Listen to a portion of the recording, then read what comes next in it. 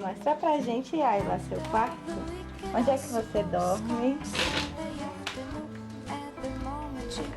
Sei. Onde é que fica suas coisinhas eletrônicas? Seu celular, seu notebook? Sei.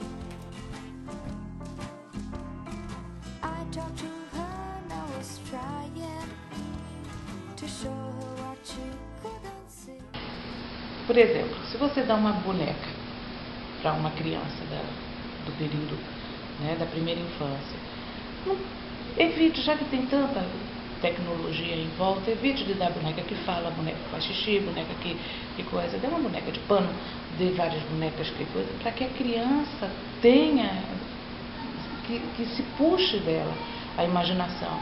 Porque a criança, querendo ou não, ela já tem acesso no momento que nasce. Então ela começa a prestar atenção, ela começa a enxergar, ela já está visualizando toda a situação tecnológica em volta. Engatinhando, já vai, começa a pegar e começa a ter acesso. Então não tem como hoje, se chegar você dizendo, não, a partir de 1 ano eu deixo ter acesso, a partir de 3 anos eu deixo.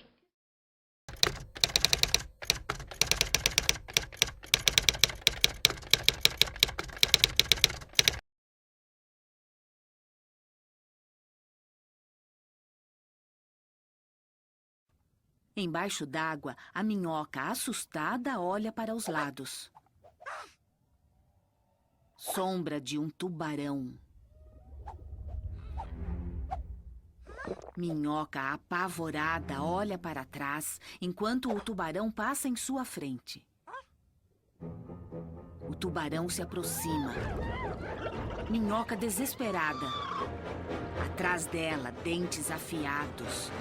A minhoca olha para trás e... Oi, sou o Lene. Minhoca desmaia. Amiguinho, A audiodescrição é um material que não é feito apenas para quem tem deficiência visual, né? A deficiência visual, digamos assim, é o primeiro público da audiodescrição. Mas ela pode servir, por exemplo, para idosos, ela pode servir para pessoas com dislexia, pessoas com deficiência cognitiva. Então, existem outros públicos que se beneficiam da audiodescrição. Então, quando a gente fala de criança, tem algo muito interessante em relação à audiodescrição, é que você vai criar nessas pessoas, nesses indivíduos, o hábito e o gosto, o prazer de, por exemplo, assistir à TV, de ir ao teatro, de ir ao cinema, porque sem audiodescrição é difícil para eles acompanhar muitas vezes. Então, como é difícil acompanhar, eles desistem, né? Eles não veem mais a TV, o cinema, o teatro como fonte de informação e lazer. Então, se você dá à criança desde cedo a possibilidade de estar tendo contato com materiais audiodescritos, você vai criar o hábito, criar o gosto da criança por esse tipo de material, né? Então, trabalhar a audiodescrição para a criança é muito importante por causa disso, né? Inclusive, eu já tive feedback de pesquisa com professores a esse respeito. A audiodescrição também é interessante porque ela vai ajudar a criança a ter contato com a cultura vidente, né? Então, muitas vezes, gestos que nós usamos, né? Colocar um dedo na frente dos lábios, isso para a gente significa silêncio, mas se eu descrever isso para uma criança, ela vai compreender que esse gesto significa silêncio. Então, isso são alguns elementos que fazem parte da cultura vidente e que a audiodescrição pode familiarizar essa criança com a cultura vidente. Ela também pode adquirir maior vocabulário, isso é um feedback que os professores têm dado durante a pesquisa que eu conduzo. Então, eles aumentam o vocabulário. Isso ajuda também a socialização das crianças, porque uma vez que elas estão assistindo os mesmos materiais que as crianças videntes estão assistindo, então elas podem conversar sobre esse material, elas podem trocar figurinhas, elas podem fazer brincadeiras a respeito desses assuntos. Então isso também ajuda na socialização, ajuda essa criança a se sentir mais independente, né, de poder acessar a televisão sozinha, se o filme que ela está assistindo ele é audiodescrito e o menu também tem audiodescrição, então ela pode sozinha pegar o controle, escolher o que ela quer fazer com aquilo ali. Então isso dá a ela também um senso de independência, de cidadania, de ser importante, de ser considerada, né? Então isso tudo é relevante. Alô? Oi, Dani. Sei.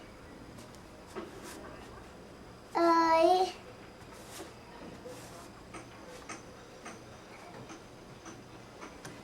Eu sei quem tá falando.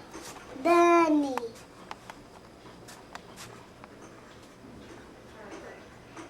Oi. Pergunte onde ela tá. Pergunte onde ela tá. Você tá onde? Tá. Beijo. Tchau. A questão da idade também é importante quando se diz a informatização na escola. A ideia disso não é simplesmente ensinar os meninos a usarem o computador. Pelo menos deveria se usar essa situação na parte de educar os pais e até os professores de que modo utilizar essas informações.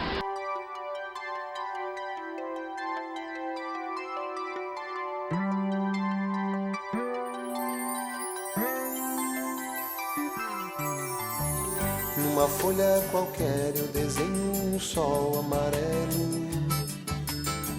E com 5 ou 6 retas é fácil fazer um castelo.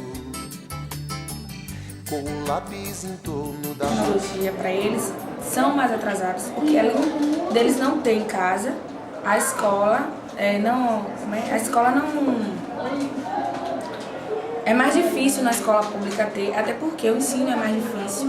E aí, como vocês estão vendo, que a gente tem alunos de 6 a 14 anos no primário, que geralmente numa escola particular você vai ter no primário de 6 a 10 anos no máximo. E, na sua opinião, assim, é mais difícil se formar quando essas crianças crescerem? Será mais difícil o mercado de trabalho para elas, assim? Com certeza, porque quando você tem aquele sim 1h30, uma vez por semana. E quem tem em casa tem mais tempo. Acaba aprendendo, que é o curioso, que vai mexendo todo dia. Acaba aprendendo mais do que quem vem aqui uma vez por semana tomar 1h30 de aula. Entendi. Mas você acha que há um progresso nisso, nas escolas públicas já terem Muito grande, porque aqui, alguns exemplos aqui, que tem meninos que chegam aqui sem saber nada e já saem daqui mexendo, sabe? E aí atiça a curiosidade deles, eles começam, alguns vão para cursos mais elevados, porque aqui a gente não pode estar dando, até pela quantidade de computador e pelo tamanho da turma. E aí eles acabam aprendendo mais, desenvolvendo. Tem alguns que mais tarde começam até a trabalhar nessa área. O que você mais gosta de fazer no computador? Fazer dever no computador, jogar. Jogar que tipo de jogo? Jogo infantil. Como é? Cobrinha? Como é? Cobrinha, jogo de golfinho, de Sonic, de carro. Fora aqui na escola, você usa o computador mais aonde? Em casa. Gosto. Muito ou pouco? Muito mesmo? E você tem computador em casa? Não? E faz falta? Não? Por quê? O que é que você faz em casa para brincar? De bola. É? Você tem quantos amigos? Um bocado. Você gosta de usar computador, tia? O que é que você mais gosta de fazer no computador? Jogar. Jogar o quê? Qual é o jogo? Moto? Você gosta de moto? E você prefere ver a moto no computador ou na televisão? Computador. Você gosta de computador, amor? Gosto. Você gosta muito? Gosto. Com quantos anos você começou a usar o computador? Com 8 anos. Com 8? Você tem quantos anos? 11. 11? E qual foi a coisa que você mais gostou quando você teve contato com o computador pela primeira vez? Orkut. O Orkut? Você tem Orkut? Tenho. Vou lhe acessar depois. Vem aqui. E o que é que você mais gosta no Orkut de fazer? Jogar Eu gosto de jogar os jogos do Orkut e conversar com meus amigos. É mesmo? E foto, você coloca foto? Você só tem Orkut? Não, tem Orkut MSN. O desempenho é positivo. Eles têm essa coisa de ter o conteúdo, né, do reforço, que é o que oferece, o reforço, a modalidade, e o quarto dia que ele está aqui, ele vem interagir com tecnologia, tendo aulas técnicas de informática, tendo a consciência do acesso inteligente às tecnologias na parte que envolve a internet, né, que é o que a gente vai tendo mais preocupação, é o uso inteligente da internet. Qual a maior dificuldade enfrentada pelos alunos aqui nessa aula? A dificuldade mais é a leitura e a escrita. A gente percebe que a dificuldade que os alunos vêm alcançando aqui na comunidade é a escrita e a leitura. Isso agora vem avançando mais com o uso dessa nova proposta da inclusão sociodigital. Essa proposta vem para isso, justamente para auxiliar essa deficiência que a gente tem na escrita e leitura deles. E o que motiva você como profissional a passar essas informações para as crianças? Sim, é justamente isso, porque eu venho realmente de uma comunidade também socialmente excluída, e isso aí me despertou de que forma eu poderia contribuir com a minha origem, né, com a minha comunidade. Aí isso que me motivou, a dificuldade de ter acesso, a dificuldade de um aluno possuir um computador, seus pais são de baixa renda, então aí isso me motivou muito com essa proposta nova que a SECT, né, junto com a Secretaria de Educação, vem trazendo, e aí me trouxe bastante motivação para trazer isso para os alunos. Em relação às crianças com deficiência, como é que a escola se adapta a essa realidade, que é um pouco diferenciada dos alunos com... A gente sempre procura estar sempre fazendo os A6, né? Estar trocando experiência com os colegas, buscando pesquisas, trazendo inovações, muita como posso dizer, procurar interagir mesmo com a realidade de cada um. Verdade, o que é que eu percebo? Assim, as oportunidades devem acontecer, sem dúvida. Mas eu creio assim que o avanço tem sido tão grande, porque assim, a gente oportuniza um laboratório, mas eu acho que a gente hoje não pode subestimar a capacidade desses alunos, né? Eu penso dessa forma. Então assim, é uma razão assim bem clara pra gente que esse aluno ele não está completamente limitado, porque assim, os outros meios tecnológicos beneficiam e, de certa forma, ajudam a superar. Então, assim, eu já não vejo, digamos assim, que isso seja um impasse para que ele, mais tarde, tenha dificuldade de estar inserido em mercado de trabalho. Eu não vejo dessa forma. Entendi. Então, eu acho que essas crianças se superam. Entendi. Não dá para subestimar, né? Não. Certo que a tecnologia ajuda, mas cada um tem dentro do seu meio as possibilidades de se sobressair. Exatamente, de sobreviver a essa situação. Entendi. Né? E o avanço das crianças, porque a gente perguntou a um dos professores e ele falou que que com o computador isso está melhorando. Alguns tinham muita dificuldade em leitura, em escrita, e com o computador... Isso é fantástico. Isso, inclusive, assim, há pouco tempo eu tive a oportunidade de estar fazendo um curso e onde foi muito divulgada essa questão de que a informática, enfim, os meios tecnológicos estão diretamente ligados a essa questão desse desenvolvimento da criança na área cognitiva, na questão da escrita, né? Isso é, assim, fantástico. Então isso foi bom. Percebido no desempenho Sim, mesmo. inclusive aqui no desempenho de nossos alunos. Qual a preparação da escola para crianças com deficiência e essa relação dessas crianças com a tecnologia? Na verdade, aqui não é uma escola especial, né? Então a gente já tem uma certa, digamos assim, dificuldade em estar desenvolvendo um projeto que esteja voltado com programas para essa área. Mas isso também não quer dizer que a gente fique, digamos assim, distante aquém desse processo, né? Na verdade, a gente desenvolve nossos próprios mecanismos, né? E assim, contamos com a boa vontade também dos colaboradores, professores, né? E eu creio que a gente tem conseguido, assim, à medida do possível, estar contemplando essa área, né?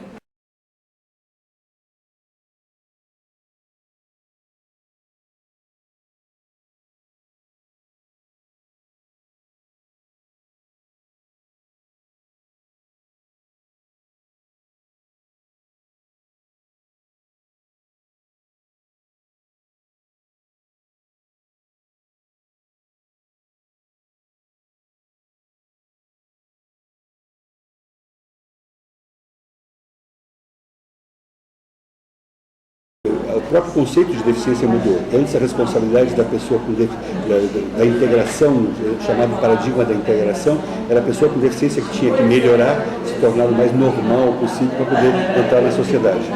E hoje já se percebe, a partir do chamado paradigma da inclusão, que não é só a pessoa com deficiência que tem que melhorar, mas a sociedade que tem que mudar também, para que se possa tornar acessível para acolher a todas as pessoas, que todos são diferentes. É uma sociedade que, diferentemente da concepção anterior de que era todo mundo normal, que não existe mais esse conceito de normal, já está bastante relativizado, na medida em que o ser humano se percebe como diferente um do outro, todos, não um grupo normal e um grupo anormal, mas que todo mundo, que o normal é ser diferente, né? Então todos somos diferentes e, portanto, a sociedade tem que se adaptar para acolher a todos os seus membros como cidadãos, como sujeitos de direitos e deveres, e para todo mundo. Então a sociedade tem que se tornar acessível também. Gera também esse direito da pessoa com deficiência estar na escola, junto com as outras pessoas, e que não tem que estar segregada num espaço que é dos anormais e outro espaço para os normais. Então, na medida que se quebra essa barreira, é uma sociedade de pessoas diferentes que tem que acolher todo mundo. Então a escola também. Então, hoje então existem várias pesquisas. Por exemplo, o nosso grupo de pesquisa na UFBA, é o grupo de pesquisa da Faculdade de Educação, que pesquisa justamente sobre a questão da educação inclusiva. É um grupo chamado GEIME, que é o grupo de pesquisa em educação inclusiva e necessidades educacionais especiais, do programa de pós-graduação em educação da Faculdade de Educação aqui da UFBA, né? Tem pesquisadores que estudam diferentes áreas de como tornar essa educação de pessoas com necessidades educacionais especiais algo exequível, algo que se consiga levar adiante com sucesso. Muitas vezes o aluno chega, a grande queixa, muitas vezes o professor não está preparado. Não sabe por quê? Porque justamente porque o aluno com deficiência estava ausente, ele estava em outros lugares, em locais de especialistas, na medida que agora eu não sou especialista. E dessa visão também de que a pessoa com deficiência, só especialista que pode lidar, pode trabalhar, que é também baseado muito em preconceito. Muitas vezes o preconceito não vem de uma má vontade, vem do desconhecimento, vem da ignorância, exatamente, não saber que não existem todos os obstáculos para interagir com uma pessoa com deficiência. Porém, a sociedade sempre trabalhou com esse chamado modelo médico. A pessoa com deficiência, quem pode mexer é o especialista médico, terapeuta, psicólogo, fisioterapeuta. Não, é que o professor comum é para os comuns, é para os normais. Isso também vem caindo, essas ideias. Porém, isso o professor tem que ser conscientizado, tem que aprender, mostrar que ele tem competências, tem capacidade. E para isso é importante a formação. Então, a formação para a educação inclusiva, a formação do professor, o que é necessário que o professor saiba para trabalhar com a diversidade. Não só com a pessoa com deficiência, mas quase com todas as diversidades do ser humano, é algo que o professor, pela formação tradicional, não estava formado para isso também. Então, essa é toda outra linha de pesquisa sobre a questão da formação. Formação de professor é outra necessidade para a educação inclusiva.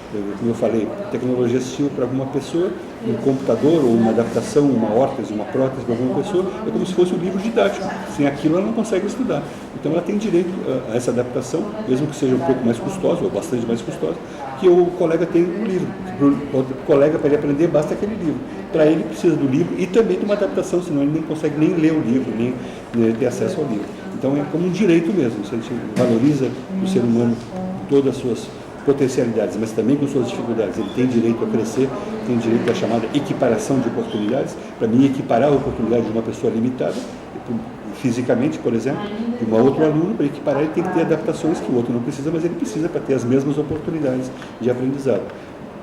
Então, começam a surgir políticas públicas. Esse programa, por exemplo, esperamos que seja bem aplicado, sejam bem aplicados esse recurso de 7,6 bilhões de reais, que é um recurso bastante significativo, na área de acessibilidade, na área de educação, na área de saúde, com centros de reabilitação e na área de inclusão social, com os programas sociais também. Então, começam a surgir já programas bastante interessantes nessa área, envolvendo formação de profissionais, formação de professores, adaptação física, acessibilidade das escolas, tem recursos para acessibilidade das escolas, adaptações curriculares e adaptações de tecnologia assistiva também. Então, o que tem que fazer é isso, haver principalmente políticas públicas consistentes, sistemáticas e significativas que realmente possam tornar a inclusão algo concreto e não algo que apenas seja fomentado pela lei e não pela prática do dia a dia, das possibilidades concretas numa sala de aula, ou num trabalho, ou num parque, num ambiente de lazer, em toda a sociedade. Nós temos características específicas, porque é um ambiente, vamos dizer assim, uma grande fazenda seria assim. Então tem um córrego, então você tem uma mata ainda extensa. Então as crianças utilizam muito no seu dia a dia das brincadeiras. Quando estão fora da escola, então o contato com a natureza ainda é muito grande. Então eles utilizam a natureza como forma de exercer as suas atividades lúdicas, né?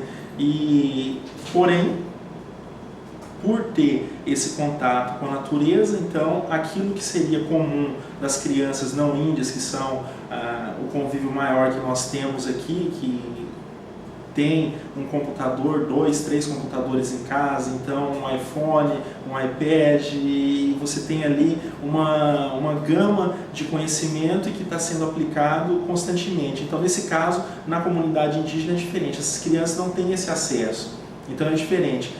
Por outro lado, aquelas crianças que moram com os pais na cidade, que tem um irmão que já está fazendo um curso superior, ou que tem um irmão ou um pai que trabalha em algum órgão público, tipo FUNAI, FUNASA, então eles têm, teoricamente, alguns acessos que aquelas crianças que moram dentro da aldeia e não têm a possibilidade de estar na cidade não teriam.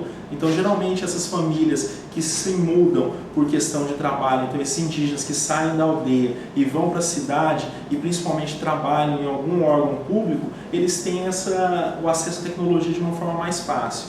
Então, geralmente, você já vai ver na casa um laptop, você vai ter talvez um celular com acesso à internet, então fica mais comum. Mas dentro da aldeia, isso é praticamente inexistente. Dentro da aldeia, o acesso ao computador, o acesso à internet, o acesso a uma câmera de vídeo ainda é muito restrito. Então, essa aldeia que propriamente eu faço meus trabalhos, que é a aldeia de Sangradouro, ela possui hoje 1.100 indivíduos, né? Então, e a escola que funciona da primeira série do ensino fundamental ao terceiro ano do ensino médio possui 600 alunos matriculados. Então é um número muito grande. Então a gente percebe a população jovem e infantil na aldeia é uma proporção muito grande. Então geralmente é muito comum numa família ter 5, 6 crianças, 7 crianças, isso é muito comum. E dentro da escola nós temos 20 computadores. E esses 20 são computadores super defasados, então assim, com poucos funcionam. Tem internet, mas essa internet, a velocidade é muito baixa. Então assim, eles têm o acesso à tecnologia, é importante, é algo fundamental, porém é muito restrito, né? E aí a gente pode entrar até numa questão política, né? Então os usos por políticas e a luta por políticas públicas que atendam essa inclusão digital entre as comunidades minoritárias, que a gente denomina aí as comunidades indígenas, ainda é muito escasso no Brasil, muito escasso. E o Chavante tem essa dificuldade. Então imagina, o único acesso dentro da aldeia você não vê, dificilmente tem uma ou outra família que tem um computador. Então, por questões financeiras mesmo. E na escola, que seria talvez um espaço onde isso poderia circular de forma mais coesa e mais consistente, ainda é muito escassa, né? Então é extremamente fundamental e muito significativo. Eu vejo que o acesso às novas tecnologias, então projetos que realmente viabilizem esse índio a ter contato com novas experiências do mundo pós-moderno, que esse índio está inserido também nesse processo da pós-modernidade, eu acho que é muito significativo. Então, e a gente pensar o seguinte, que o índio, ao usar um computador, a acessar a internet ou fazer um vídeo, ele está perdendo características da sua cultura, então está deixando de ser índio porque ele está envolvido em outros fatores. Eu não vejo isso como algo prejudicial, pelo contrário, vejo que ele afirma sua identidade dentro desse processo. E que ele precisa sim ter esse conhecimento e que é importante não só para ele, mas para o grupo. Então, eu tenho experiência com o Chavante, então não é o fato de um Chavante está com um notebook, ou está com um celular, ou está acessando a internet pelo celular, que ele vai deixar de ser índio. Não, a sua identidade é a identidade chavante, mas é uma identidade ressignificada, como todos nós, né? Então nós estamos ressignificando a todos os momentos a nossa própria identidade e eles também fazem esse processo de ressignificação. Então não é o fato deles terem outras possibilidades que até então não pertenciam ao grupo, que isso deixará de fato deles serem indígenas, né?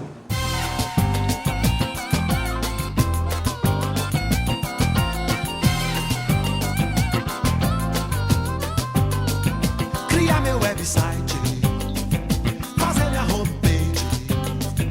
Com quantos gigabytes se faz uma jangada, um barco que veleje? Criar meu website, fazer minha homepage. Com quantos gigabytes se faz uma jangada, um barco que veleje? Que veleje nesse infomar, que aproveite a vazante da Infomaré.